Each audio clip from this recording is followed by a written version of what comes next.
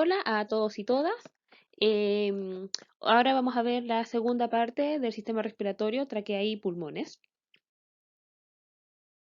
A partir hablando sobre la tráquea, en que corresponde a una estructura impar.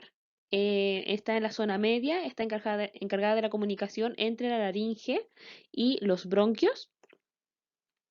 Corresponde solamente a este tramo que va desde la sexta cervical hasta su bifurcación, que está a nivel de la cuarta vértebra torácica. En cuanto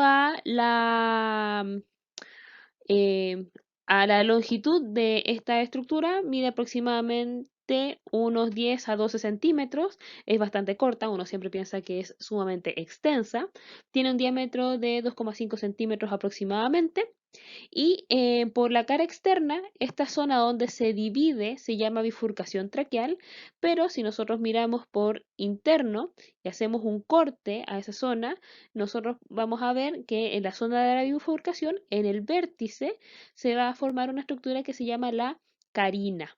Esta es una zona clínicamente muy importante y fisiológicamente también, ya que cualquier elemento externo que ingrese por la vía aérea, por el que no sea aire, por ejemplo, ya sea saliva o algún trozo de comida, los receptores de esta zona se van a activar y van a generar el reflejo de la tos.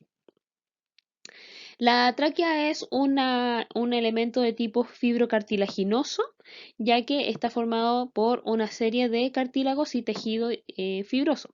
Estos cartílagos cabe destacar de que son anillos incompletos, ya que el único anillo completo que tenemos en el cuerpo es el cricoides. En cuanto a las relaciones anatómicas que tiene la tráquea, por posterior se va a relacionar con el esófago, como lo podemos ver ahí.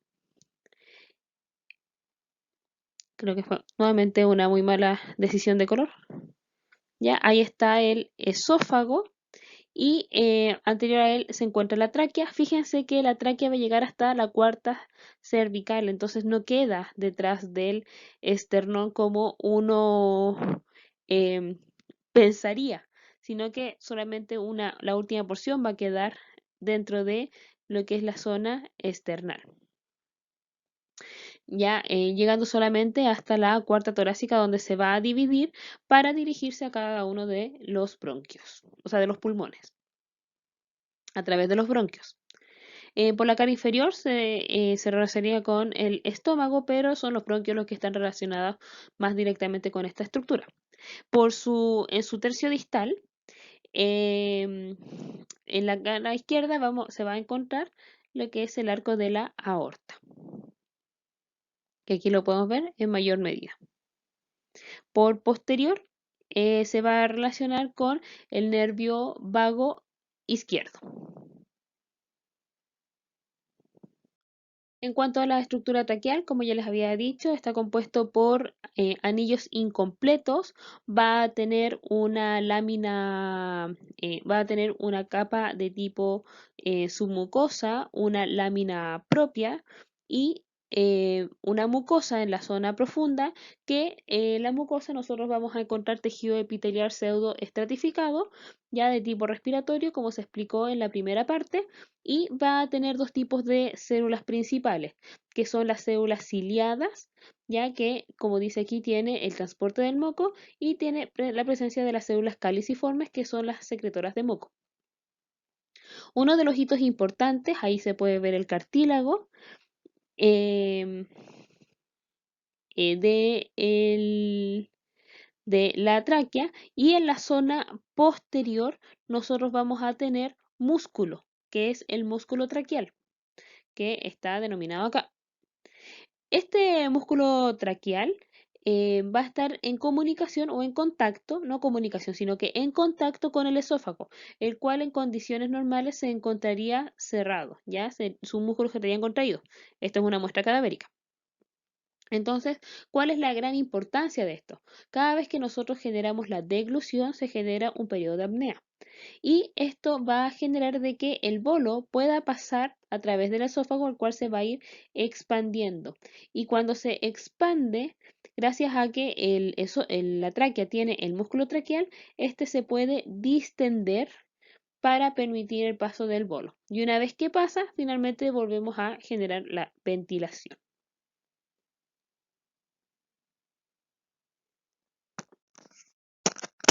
Aquí tenemos un video, el cual tienen que revisar en el taller.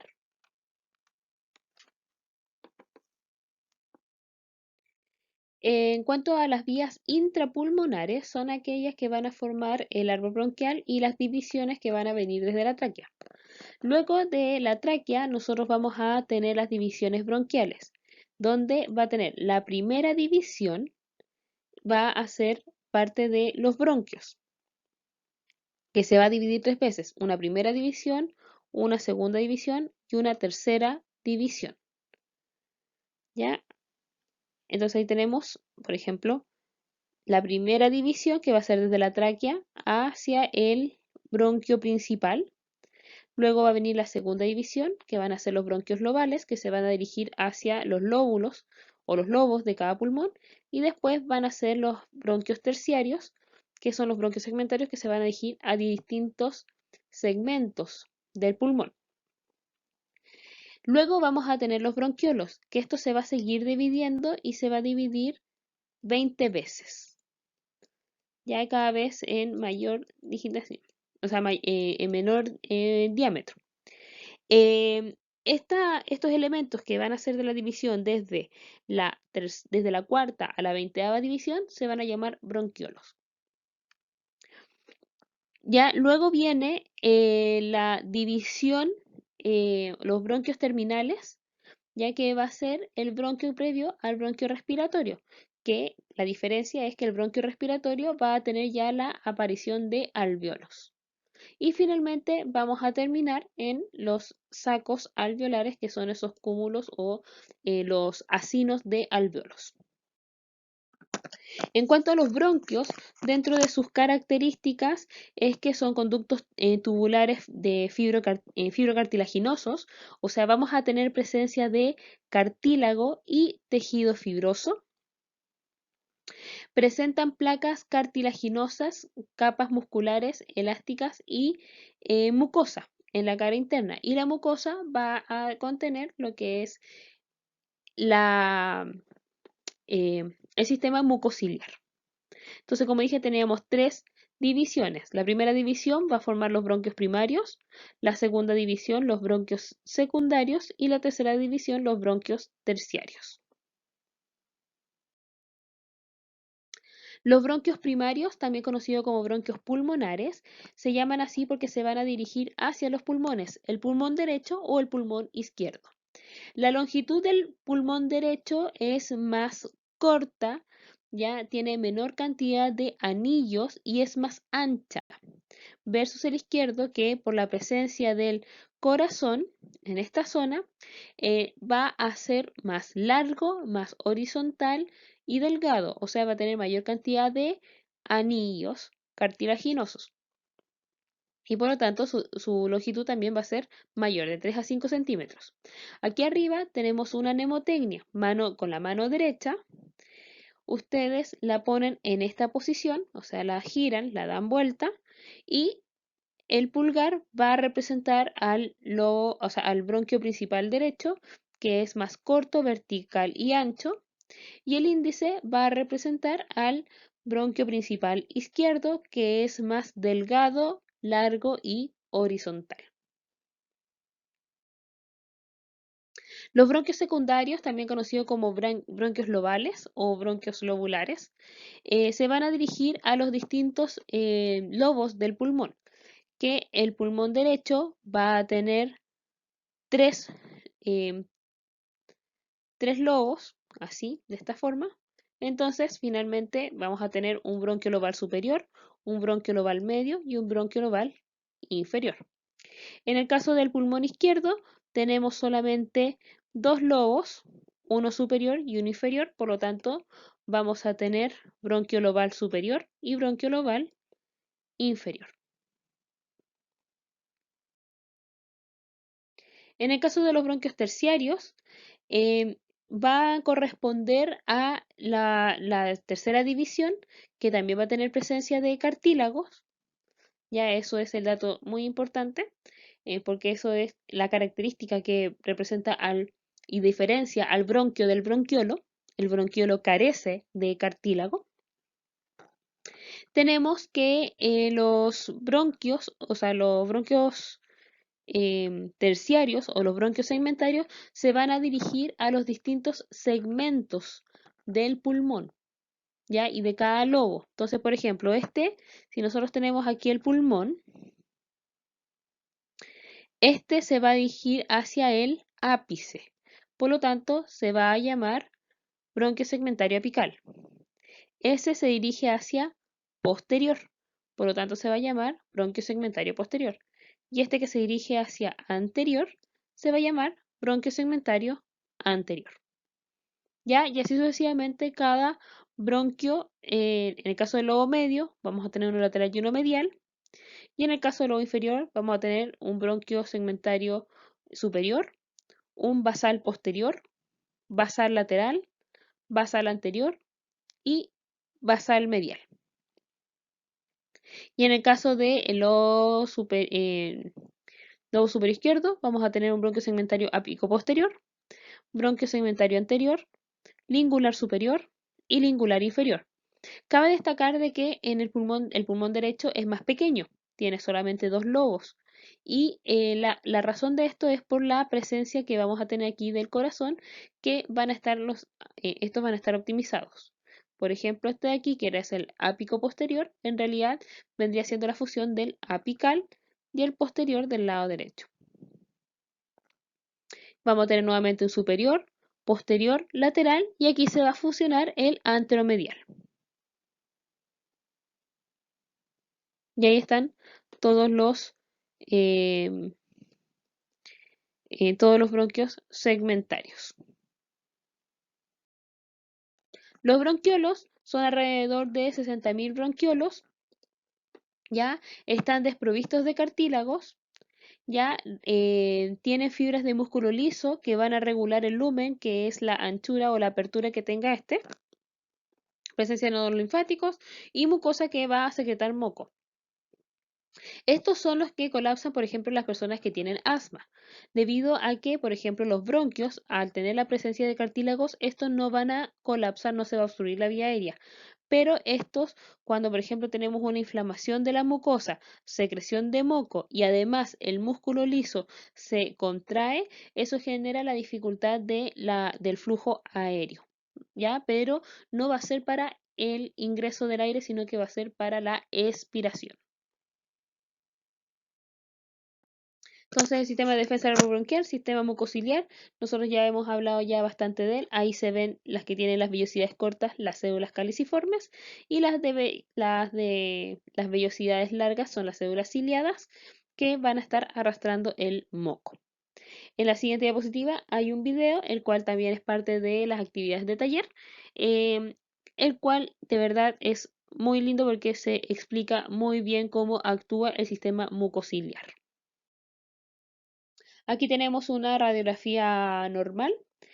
Cabe destacar de que el papel radiográfico es de color blanco cuando pasan todos los haces de radiación por nuestro cuerpo. Todos los haces que pasan de largo van a quemar el papel radiográfico y van a hacer que sea de un color más oscuro, más negro. ¿Ya? Y lo que está más blanco son la radiación que se quedó en nuestro cuerpo. Entonces, por ejemplo, ¿qué elementos nosotros vamos a ver? Vamos a ver, por ejemplo, ahí está la silueta del corazón. Acá se ve el diafragma y ese espacio o eso más claro que se ve ahí corresponde a la burbuja gástrica. Acá tenemos el diafragma y lo que se ve bien mate o más opaco, corresponde al hígado. Si uno empieza a poner mucho más detalle en las estructuras que está viendo, nosotros aquí podemos ver y distinguir la tráquea. Estoy dibujando. ¿Ya? Y uno podría ver hasta los bronquios terciarios debido a que tienen la presencia de cartílago. En el caso que nosotros encontremos, por ejemplo, em, una zona de condensación, por ejemplo, aquí, eso está indicando de que esos alvéolos y esos bronquios están con mucha secreción y presencia de glóbulos blancos que están generando pus, ya un exceso de moco, y esa condensación está indicando un foco o un cuadro de alguna patología. Los pulmones corresponden a un tejido de origen endodérmico, pero esto dejémoslo con asterisco porque recordemos de que la zona externa tiene un origen de tipo mesenquimal. Los pulmones son distintos, o sea, tienen distinto tamaño. El derecho es más grande, tiene peso de aproximadamente 600 gramos versus el izquierdo que pesa unos 500 gramos. El volumen del izquierdo va a ser de 4.000 centímetros cúbicos y el del derecho 6.000 centímetros cúbicos. Contienen aproximadamente 500 millones de alvéolos y la función del alvéolo ya es el intercambio gaseoso. Va a presentar tres caras, una cara que es la mediastínica, que es la que va a estar en relación con el mediastino, ya que va a estar mirando al mediastino, porque recuerden que los pulmones van a estar rodeados por este tejido que es la pleura, y la pleura es la que va a estar en contacto con el mediastino, porque recordemos que esta cavidad se llama cavidad pleuropulmonar. Vamos a tener una cara costal, que es la que va a estar mirando a las costillas, y una cara diafragmática, que es la que va a estar mirando al diafragma. Los pulmones y la cavidad torácica, nosotros recordemos que dentro de la cavidad torácica teníamos esta cavidad que se llamaba pleuropulmonar, donde vamos a encontrar pleura y pulmones. Ahí estamos viendo el pulmón izquierdo y este es el pulmón derecho. Y uno diría, bueno, ¿por qué este es el izquierdo y no el derecho? Porque nosotros siempre, siempre, siempre vamos a estar mirando al paciente desde abajo. ¿Ya? Así que esto sería anterior, posterior. Por lo tanto, esto va a ser derecho e izquierdo, porque la vista es desde inferior. ¿Ya? Y aquí tenemos la cavidad pleuropulmonar. El pulmón derecho va a tener algunas impresiones que cuando hablamos de impresiones son elementos que van a cargarse sobre el órgano y van a dejar como una huella. Vamos a tener lo que es la impresión de la arteria subclavia que va a estar pasando por aquí. Vamos a tener la impresión de la primera costilla. Esas son otras impresiones costales. Otros elementos que vamos a encontrar van a corresponder a la fisura horizontal, a la fisura oblicua, que en la fisura horizontal va a estar dividiendo el lobo superior del lobo medio y la oblicua el lobo medio y superior del inferior. En la cara mediastínica, corresponde a esta cara costal. En la cara mediastínica, nosotros vamos a encontrar los siguientes elementos: vena cava superior y vena cava inferior, que van a dejar también las impresiones de las venas cavas. Esta de aquí se llama vena ácigos, la cual va a dejar también la impresión de la vena ácigos. Y aquí encontramos el esófago. En la zona central, nosotros vamos a encontrar lo que se llama el hilio pulmonar. Recuerden que cuando hablamos de hilio estamos hablando de una apertura por la cual van a pasar distintos elementos que se llaman la raíz. La raíz pulmonar en este caso del lado derecho va a estar formada por los bronquios, la arteria pulmonar y las venas pulmonares. Y esta prolongación que se ve aquí se llama ligamento pulmonar. En el caso del pulmón izquierdo, nosotros vamos también a encontrar en la cara costal la impresión de la arteria subclavia, la impresión de la primera costilla y vamos a encontrar solamente una fisura, que va a ser la oblicua, que va a dividir lo que es el lobo superior del lobo inferior. Además, nosotros vamos a encontrar lo que se llama la escotadura cardíaca y estas como prolongaciones de aquí, sobre todo esta de acá, se llama língula, que es una prolongación del pulmón izquierdo que literalmente abraza al corazón. Y por la cara mediastínica vamos a encontrar los siguientes elementos: arco de la aorta, aorta torácica, esófago. El esófago es el único órgano que se va a encontrar en ambas caras mediastínicas. Y la razón de esto es porque recordemos que el esófago tenía forma de S itálica. Entonces la porción superior va a estar en contacto con el pulmón derecho y la porción inferior con el pulmón izquierdo. En el caso del ilio pulmonar hay una pequeña diferencia con respecto al pulmón derecho, ya que en vez, el orden aquí va a ser la arteria, el bronquio y finalmente la vena. Y aquí nosotros podemos ver parte de lo que es la cara mediastínica. Perdón, cara diafragmática. En cuanto al ilio y la raíz pulmonar, esto es un resumen para mostrar finalmente las diferencias. En el pulmón derecho va bronquio, arteria y vena, y en el izquierdo va arteria, bronquio, vena. Expectativas versus realidad. Aquí tenemos la cara diafragmática, la cual va a tener los siguientes elementos. Con el número 1 estamos viendo, esto es del lado derecho, y este es el izquierdo. Tenemos entonces el lobo superior, lobo medio, lobo inferior. Tenemos la fisura horizontal, que mal color, fisura horizontal, ya esa de ahí, fisura horizontal, fisura oblicua con el número 7. El 6 muestra la cara diafragmática. Y aquí nosotros podemos ver, fíjense, bronquio, arteria y vena. En el caso del lado izquierdo, con el número 1, no sé qué color va a ser menos malo para esta imagen.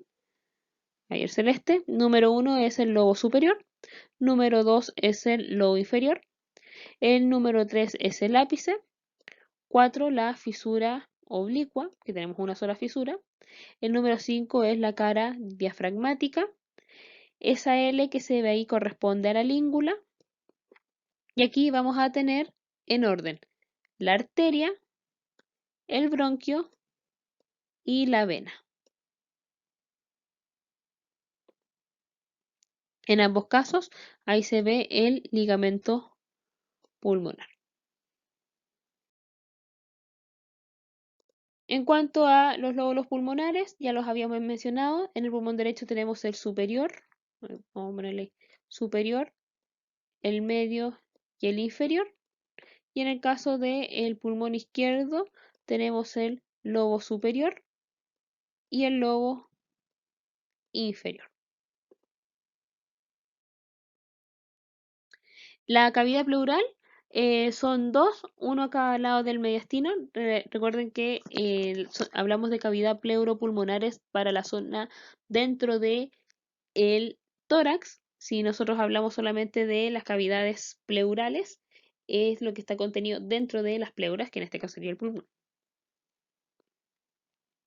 Ya superiormente se van a extender por sobre la primera costilla y hasta la raíz o hasta hasta la base del cuello.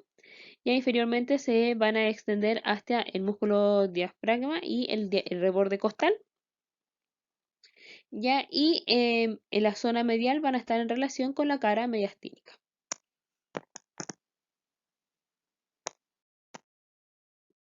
La pleura visceral y parietal no me voy a detener en este punto porque se vio en la clase de la semana pasada. Ya, pero recordemos que teníamos una pleura parietal que estaba en contacto con la fascia endotorácica, con el mediastino en este caso del mediastino con el pericardio fibroso y hacia abajo con el diafragma.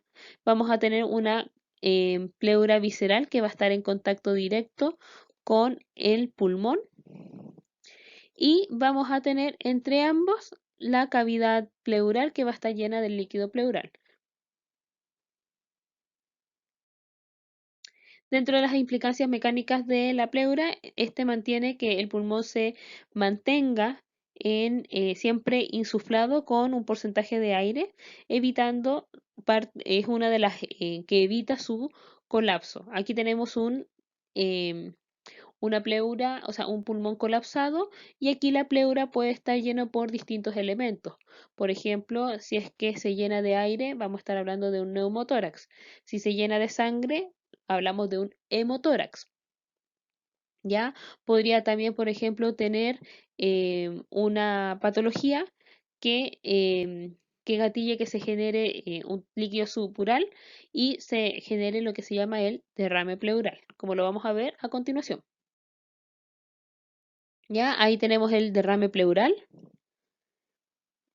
Ahí tenemos un hemotórax.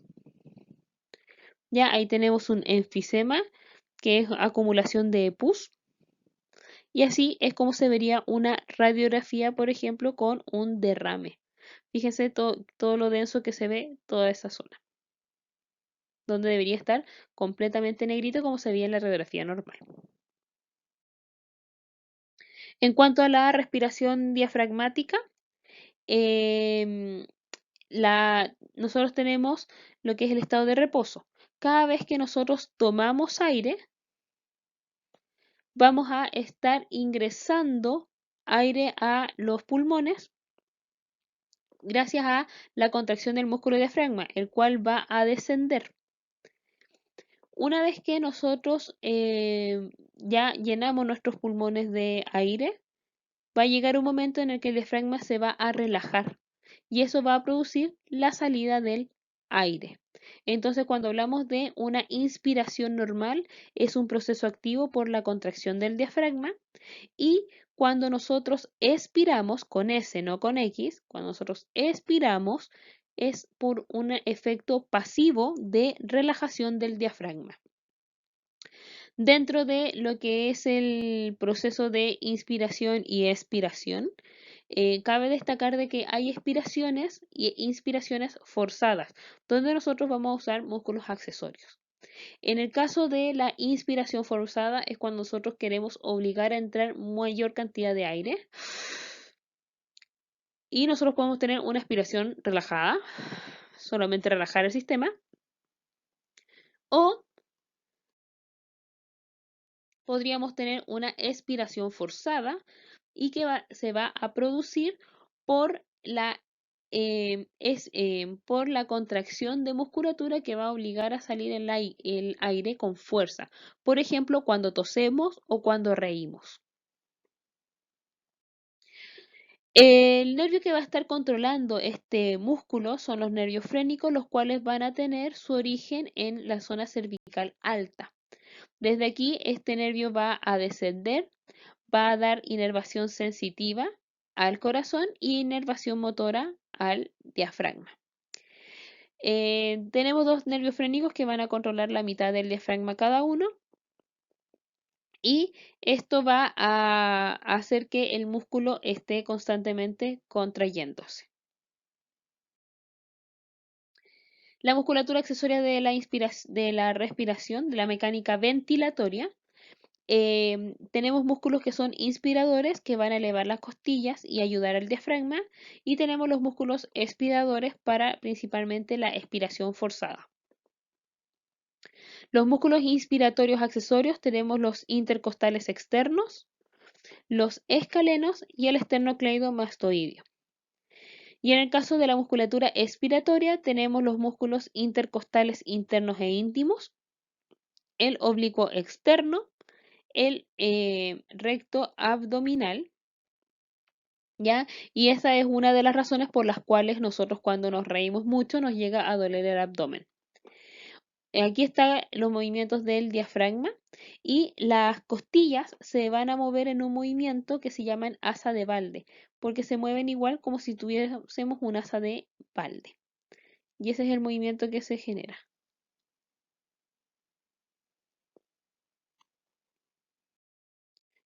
Y ya para finalizar, esto es, se encuentran las 10 diferencias entre un pulmón sano y el de un fumador.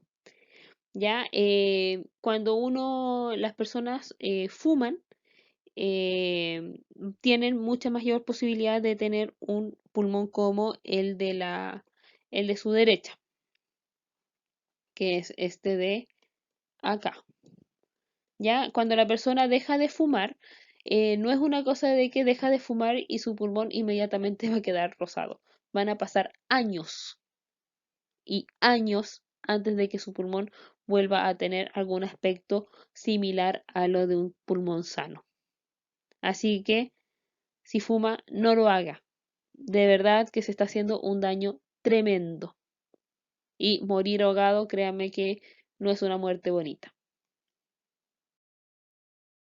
Entonces, si cáncer de pulmón no quieres, dejar de fumar debes. ¿Ya? Voy a aprovechar de rescatar algo. Mito, de que el cigarro te protege contra el COVID.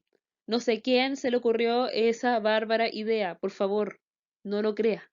Es mito.